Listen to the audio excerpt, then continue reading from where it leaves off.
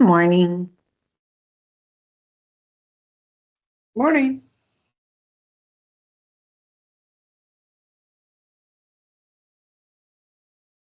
Hey, Jamie.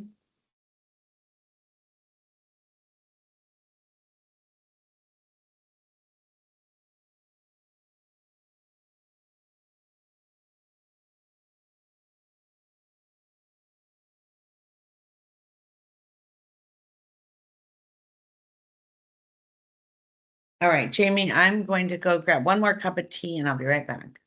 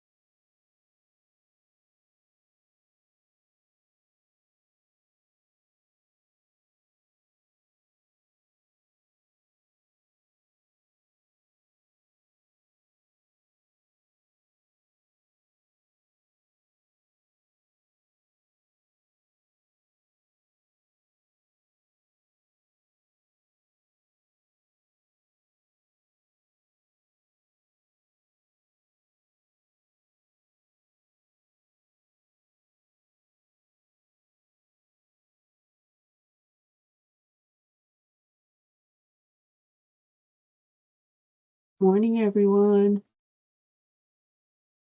Morning. Good morning.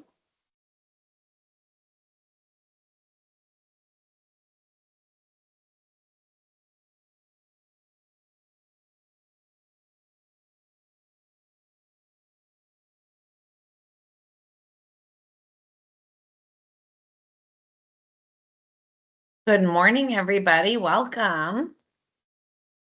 Glad you could come. We're just going to hang out for the next couple of few minutes until we get to 9 and then we'll start. So hopefully you've grabbed a beverage of your choice.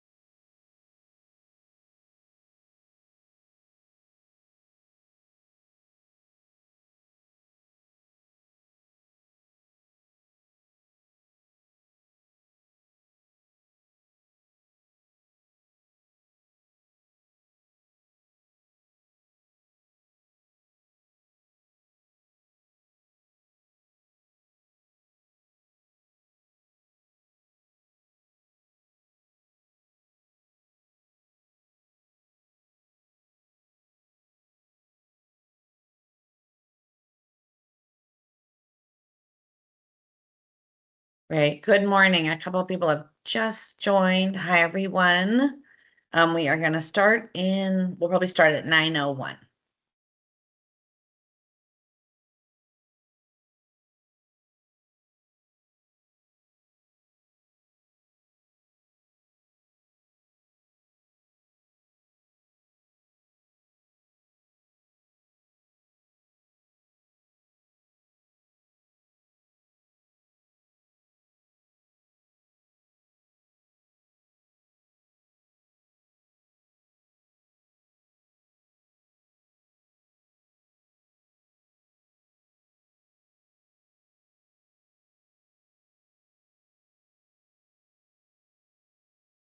Good morning. Hi, everybody. Okay, we've got a nice group in now. We're just missing a couple of folks. All right, so I'm going to go ahead and get started. Good morning. Hi, my name is Sarah Rubin. I am the Department of Conservation Outreach and Engagement Advisor. Welcome to our training, How to Construct a Survey. Jamie, you want to say good morning and introduce yourself? Good morning, everyone. Thank you for being here. In light of transparency, where I live, I'm having a power outage. So I'm currently at my local cafe, which I'm grateful has access to Wi-Fi, and their power is not down. But I will be joining from here and engaging not as much as I'd like to, but I am here, and I'm glad that you are too. Yeah. So yes, full transparency here. Jamie has done all of the research and prep and created this beautiful training, and we planned on her delivering it today, but we are a team and we're always wanting to model teamwork. So given her power issues, I'm going to be delivering Jamie's curriculum today, and I'm going to check in with Jamie maybe more often than I typically would to double check if she has anything to add on as we go through the substance of the presentation. So great work, Jamie. We're super appreciative of you, and I'm so glad we can support each other. All right, so we've got 29 people in. I think we're really ready to go now. So why don't we, in just a minute, I'm going to be sending us into breakouts, and you're going to need to turn on your camera. So for this welcome introduction piece, if folks can turn on their cameras, open up the chat. We don't have time to do a whole go round of introductions, but please do put in your name and your department so we can get a sense of the variety of folks who are here. I'm so happy. A nice number of my Department of Conservation colleagues are joining us in addition to all of our friends from sister agencies within CNRA. Welcome, Rachel. BCDC. I have been working with Larry on a project, and it's been really fun. Hi, Jessica. Hi, Chris. Hi, Rachel. Hi, Flower. Oh, I'm so glad you're here. Javier, Scott, David. We love our colleagues at Delta Stewardship Council. Emily, I'm going to need to make sure I'm pronouncing your name correctly. Is it Chinoso from the Coastal Commission? I think I'm going to be meeting you in person maybe this summer. Hi, Denise. Hi, Cassidy. Hi, Ash. Max, Sandra, Sylvia, Brandy. Brandy is our close colleague. Another Sarah. Great. Okay. Fantastic. So glad you are all here. Let's go to the next slide. Hi, Glenn, Megan, Ona, Russell. Okay. Keep going so everyone can see who is here. There we go. So here is our agenda. We're just finishing our introductions. As I mentioned, I'm about to send you out for an icebreaker. Then we will dive into the fundamentals of constructing a survey. And then you're going to really have to put on your seatbelts because we are going to be putting you into breakouts to actually take a scenario and draft some questions. And then we will have an open Q&A and we will end at 10:30. So for those of you who have done trainings or any kind of workshop with Jamie or I before, we are very casual. And if you have any question as we go along, please don't hesitate. Don't feel like you need to hold your questions back. You can ask it in the chat or use the raise your hand function. All right, next slide. What a nice variety of folks we have here. I think it's going to be really interesting. So Jamie is going to send you, and you're going to be in a group of either 2 or 3. What type of surveys are you using now, if any, and what kind of tools are you using? At my old job, I used something called Qualtrics. Some people have used SurveyMonkey. Some people use Microsoft Forms. So whatever method you're using to send your surveys out. We're curious about that. And if you haven't done any yet, it's okay. You don't need to have any experience with surveys to be here. Welcome all. All right, Jamie, we ready to go to breakouts?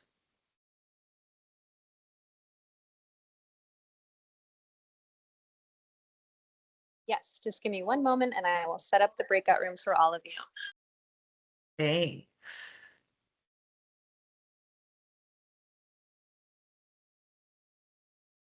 Brand new monitoring and stewardship unit. I didn't even know that there was that unit. Is that a new unit, Russell? It's not new. It's just slowly getting more exciting. Sorry, my camera has appeared to turn off as well. So Raptor does a lot of different project tracking.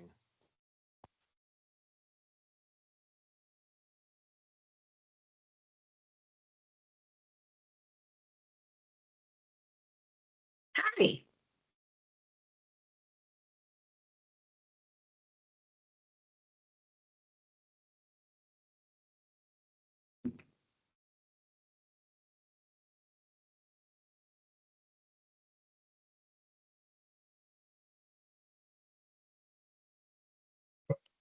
Good morning. Sorry, you might need to reassign me. I was in with Max and Chinoso, but I Oh, unplugged from our Wi-Fi, from our wired internet to Wi-Fi, no and problem. I dropped out. No problem. Jamie, do you mind doing that? Worst case scenario, you're stuck talking to us. Which is also fine. What a good background. Thanks. Natural Resources Agency made it. We're under CNRA. Yeah. Jamie, can you hear us? Looks like I'm going to go in 10 seconds, Oh, good. Okay. according to the pop-up. Okay, great. Have fun. Thanks.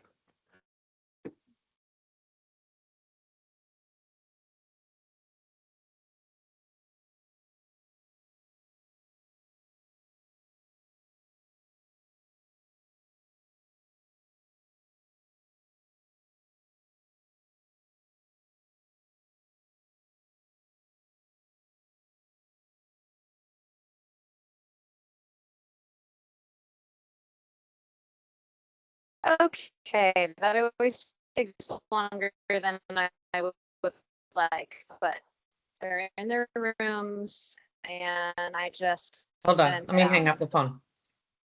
Okay, I wasn't able to hear Hey, you on the Chris, computer. Did you get? Can you hear me okay. on the computer? I'm doing it. Okay, okay, give me to room 1 where you're going. Yes, can you hear me?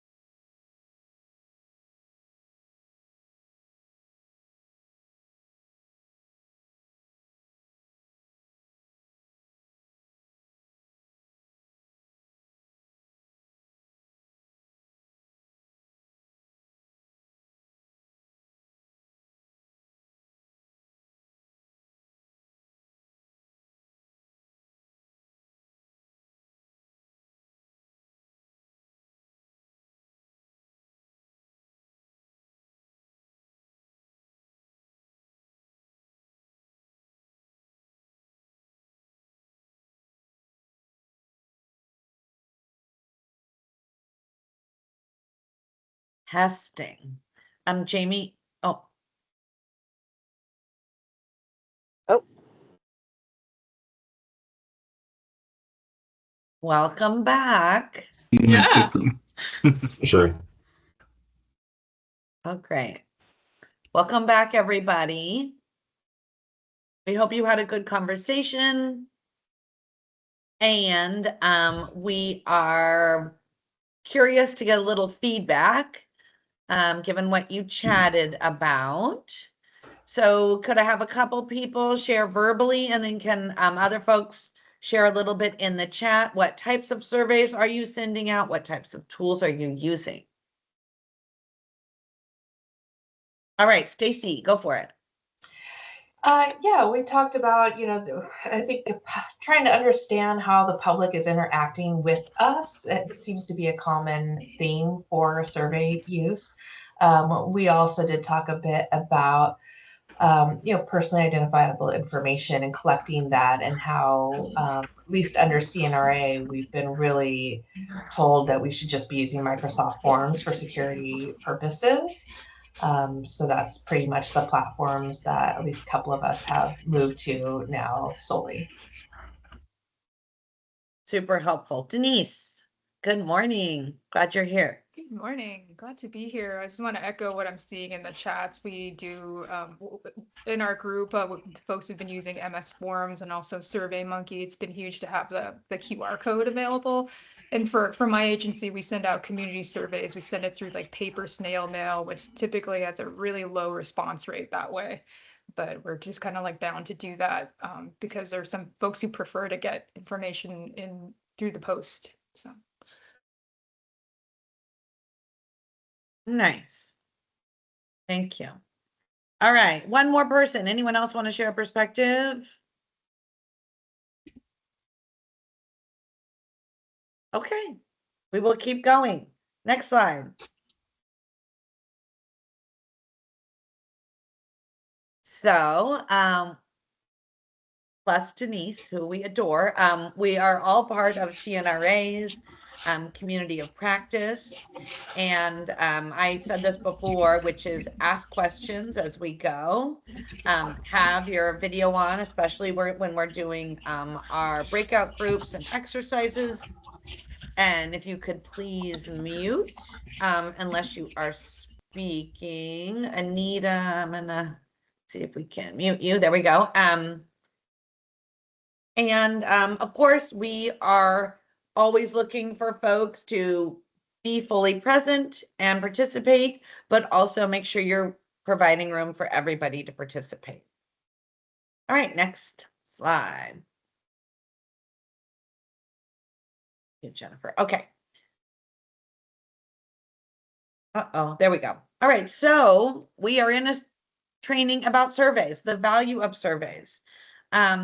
Surveys really are a valuable tool for us. They do provide insights about public needs, preferences, priorities, and survey data can provide us evidence-based insights to support various decisions and our research. So I do find the data from surveys to be really useful, working both internally with other colleagues to help illustrate the importance of what I'm trying to push or accomplish, and certainly to folks outside of the organization. Next slide. So here are the 3 fundamentals of constructing a survey. And you all probably know this, but we just want to bring this front and center. So number 1, you have to be clear about the purpose of your survey, or you will not get the information you're looking for in the end, and you've got to be clear about your objectives. You have to have a clear and actually limited target audience. We'll spend some time on that. And then there's the types of questions that you're going to choose and testing them, which will be a big focus of today's training. Next slide. So, step 1, defining your survey purpose and the objectives. So, number 1 is being very clear on what you want to learn from your survey. So we've got an example here: to gather community input on a proposed tree urbanization project focused on planting in areas affected by the urban heat island effect in a specific location, Yuba City, California. So then we need to identify the specific outcomes we're aiming for. So our first objective has to do with perception, the second with involvement, and the third is to understand barriers and burdens. So our first one, here's our example. I'm actually going to ask for a little help reading these through. Let's see. Elizabeth Butler, do you mind reading the first one? Sure. Objective number 1, perception. To understand area residents' perspective on increased tree canopy and their knowledge of the benefits it can provide. Do they perceive this project as a need and a benefit? Great. Rachel, will you help us do the number 2 involvement one? Sure. Rachel Cohen. Mhm. Yeah. Objective number 2, involvement. To foster community involvement and agency in this project by identifying what tree species they prefer and desired planting locations. Do area residents desire ownership of this project? Great. Anita, my own colleague. Anita, will you read through objective 3? To understand an area's financial capacity to support ongoing care of trees, as this may lead to neglect and negative impacts on the environment and community in the long run. Would a different project be more suitable for this area? Thank you. So this is going to drive the questions we select in a bit. All right, next slide. Or Jamie, anything you want to add in on this slide before we move on?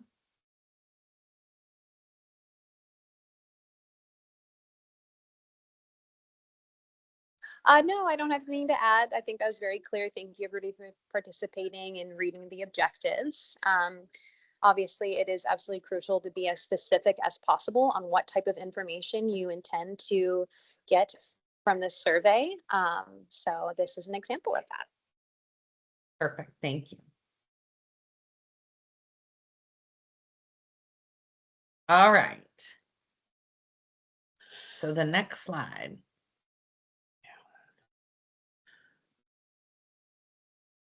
There we go. Okay, so step 2, identifying your target audience. And this is where I see what a super geek I am, because I love figuring out the target audiences. I don't know why, I just think it's so fun to really think of the real people who I'm hoping will actually, fill out the survey. So we are looking, we've got kind of 3 areas to help us get focused. So the first is geographic. The second is demographic. And the third is psychographic. So I'm going to again ask for some help in going through these. I do think they're worth really going slow with.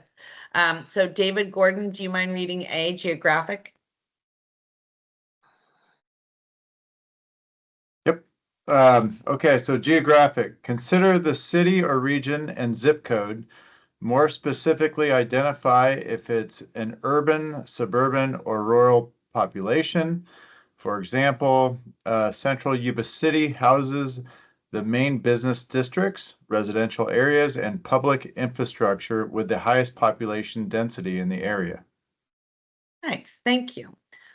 Stacy Hayden, do you mind reading the demographic one? So sorry, I just had to run and bring my dog in because he was barking That's okay. outside. So I'm just kidding. Don't worry about it. That's okay.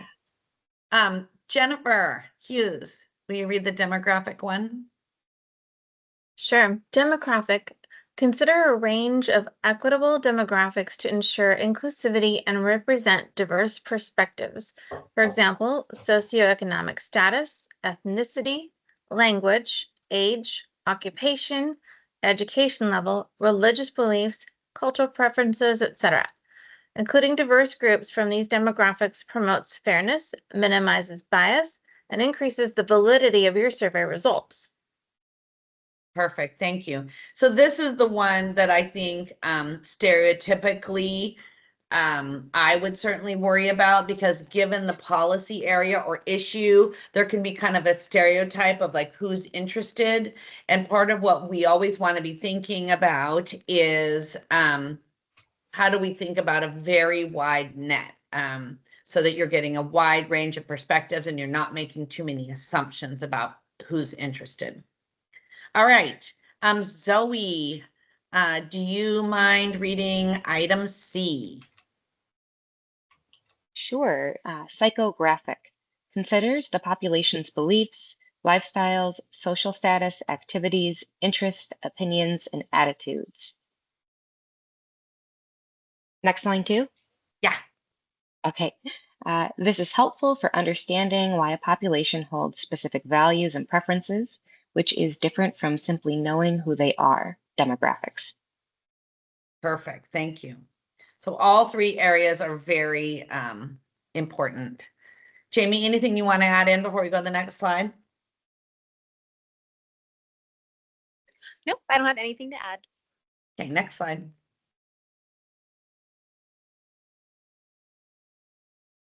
There is a bit of a lag in the transition to the slides, but they're on their way. Okay, no problem. So I realize for a lot of us, you know, these kind of key basic factors maybe aren't new, but bringing them to kind of the front of your brain and keeping them front and center as you do a design is key. Uh-oh, we're having some issues. Maybe I should share my screen, Jamie, rather than yours. Yours is fuzzy. Is everyone else, does Yeah, it look fuzzy? let's try that. Okay. Hold on. It actually looks okay now. Oh, Yeah, it was Well, fine. Now it's gone. Oops. Okay, hold on. Should I stop sharing? Wait a minute. Okay, I'm going to try sharing again. Wait 1 second. Let's see. Thanks for being patient, everybody. Slideshow. I've also been just following the attached email document with the slides too, just in case it's too fuzzy. Okay. Here we are. Okay, step 2. Does everyone see this step 2, identifying your target audience? Yes. Great. All right. So your inclusion criteria. So you want to be specific about who's going to be included, and you want to be specific about who isn't included. And I feel like Jamie has fantastic examples here. Oh, you don't see it. Stacy doesn't see this slide. I had that And issue too, and I just Oh. exited full screen and then it loaded and then I went back in and it looked fine. Oh, oops, I just unshared it. Maybe I should try one more time. Let's see here.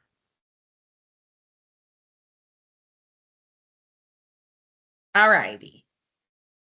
So I'm sharing my screen. Anyone have a problem seeing it now? Oh, I go back. Okay, fantastic. Oh, still no. Okay, well, you do have the slide, so if you're having trouble seeing it, I'm hoping that maybe your screen will refresh in a minute, and that otherwise you can look at the slide that's been emailed to you called Step 2, Identifying Your Target Audience. All righty, so we've got this very specific, useful example. Oh, good, I'm so glad, Stacy. Okay, we've got a specific example of, and we're just, Jamie's done a great job with a through line of this example. So we're looking for people in Sutter County, specifically Central Yuba City. We've got our target zip code. Individuals, we're looking, our target ideally is 20 through 50 years old. Residents, property owners, community-based organizations, and we're focusing on those who speak English, Spanish, and Punjabi. Doesn't mean we're excluding other people in the local community, but that's our focus.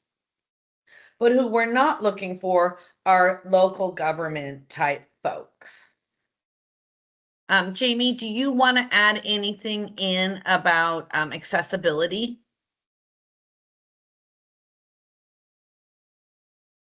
Sure. Hopefully you can hear me all right.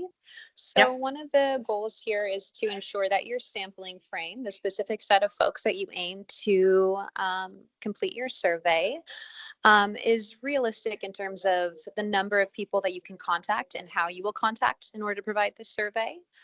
Typically, a sampling frame can consist of 50 to 1,000 people, but anything beyond that may be actually inaccessible for you to successfully reach those folks. So just keeping in mind that there's an accessibility standpoint from your perspective as well in terms of reaching those folks. Perfect. Thank you. Anyone have any questions before I keep going? You could just come off mute and ask a question. I had a question about the psychographic example on the prior one. Yeah, go for it. I'm wondering what data we could base that on to ensure that we, the people making the survey, aren't making incorrect assumptions about people's beliefs and lifestyles. Jamie?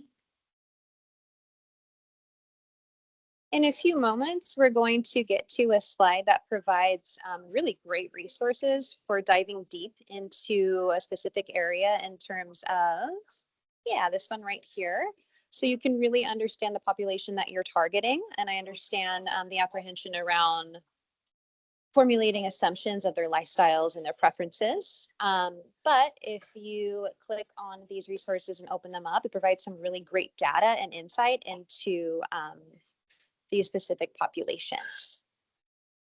And Jamie, do you want me to stop sharing so you can show those right now? Or do you think it's too risky? Sure, one moment, let me pull them up. Yeah, we'll just give you a quick little live demo. There we go. Okay. So we have the Race Counts website, which provides maps and data that you can explore from around the state. You can assess generally how a community is doing in terms of health, in terms of activity, and other indicators.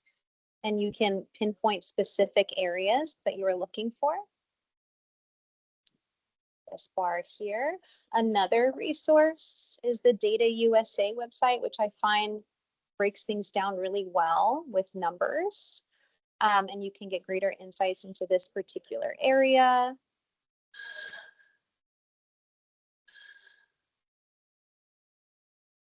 And then lastly, there's the United States Census Bureau, which also provides a lot of good insight into specific details of a population and breaks it down in this nice visual graphic here. And those resources are definitely free to really lean on to get more details. Fantastic, thank you. And what I'll add in is the way I like to do this, honestly, is iteratively. So for example, when I realize, oh, I'm going to need to do a survey and I've kind of figuring out my target audience, I might just spend 15 or 20 minutes online on these sites, getting my initial sense of like, okay, this is kind of who I'm going for. Then, so I'll go back and forth. This is kind of my audience who I think. I'll work on my objectives, and then I'll circle back, because once I've thought about it more and I'm more clear on my objectives, when I look at the population data again, I view it differently because I'm looking for different things. So I might triangulate between the 3 sites that Jamie shared. Another thing I like to do a lot is look at local school districts, because there are a lot of school district websites that have kind of a shocking amount of super helpful information. You know, how prevalent is free school lunch? What do they have about language access? You know, how front and center is it? There's just all kinds of things from a school district that can give you real quick insights into the vibe of a community. So let me just quickly ask, does anybody else have any tips like that? Yeah, Cal, Enviro Screen is great. Anyone else have any quick tips like that they want to share with everybody?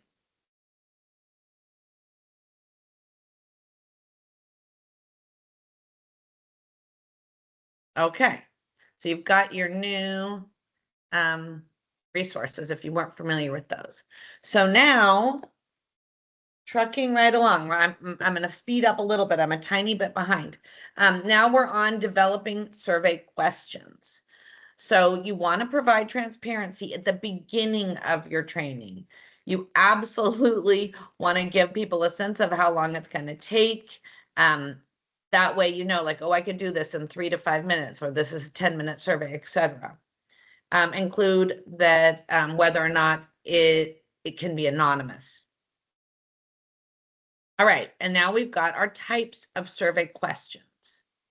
Demographic, multiple choice, the yes/no dichotomous questions, open-ended and close-ended. And I think what Jamie has made really clear is you ideally want to have a variety of these kinds of questions.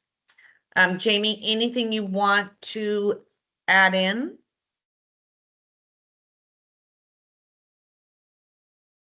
Sure. So as you can see here, there are naturally pros and cons to each type of question that you pose. And just to reiterate what Shara said, it is a best practice to have a variety of questions if you're trying to get a wide subset of data.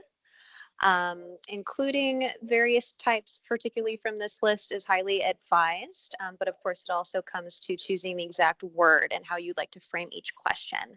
But generally, surveys include these types of questions. Perfect. All right. So we have a resource for you, the Harvard tip sheet on question wording for surveys. So that was included in your email. Anything you want to add in on that, Jamie? You want people to especially be thinking about? No, nothing to add on that. All right.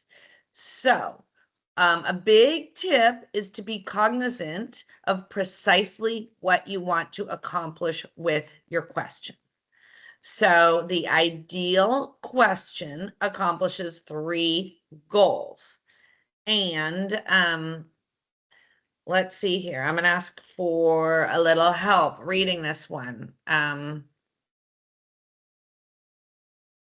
Cassidy, how about you? Do you mind reading that? Absolutely. The You screen said which hasn't one? turned I yet. apologize.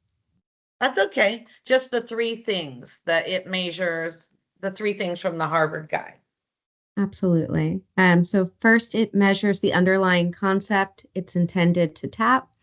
For example, if you ask respondents what they think about increasing tree canopy to combat heat, are you asking if they'd like more trees in their neighborhood or if they value reducing heat in their neighborhood? The second is it doesn't measure other concepts. And the third, it means the same thing to all respondents. Perfect. And I feel like that example really gets at how intentional we need to be. All right, so our next tip is to keep questions brief and varied in type. We kind of already mentioned this.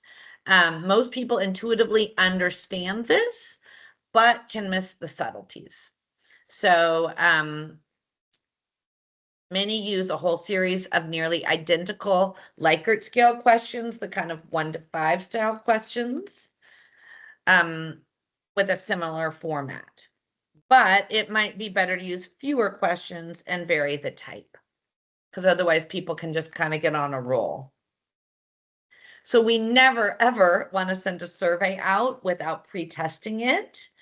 It's a little shocking how we can miss, even though we've gone over things so much, we can miss an error. And I'm sure all of us have an example of that. So I usually ask people within my own office to take the test or the survey, pardon me, and then I usually will reach out to a couple of stakeholder target audience people that I already know, that I trust, and ask them to do me a favor by taking it. And so we are now going to move into our breakout. And Jamie, do you want to help introduce the breakout?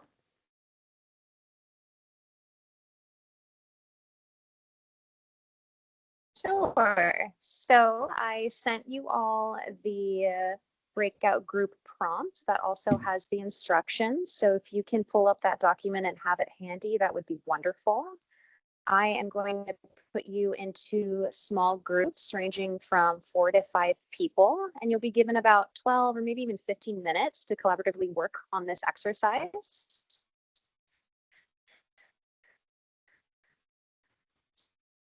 Give me one moment. And before you go into those groups, while she's sending you, does anybody have any questions? I think you're going to have fun. So you're going to be in your groups for 12 minutes. Where is it, the prompt? It's in the email that came a couple minutes after. Oh, the scenario for 8. group exercise. Exactly. Cool, thanks. Sure. So this prompt, you've been given this scenario.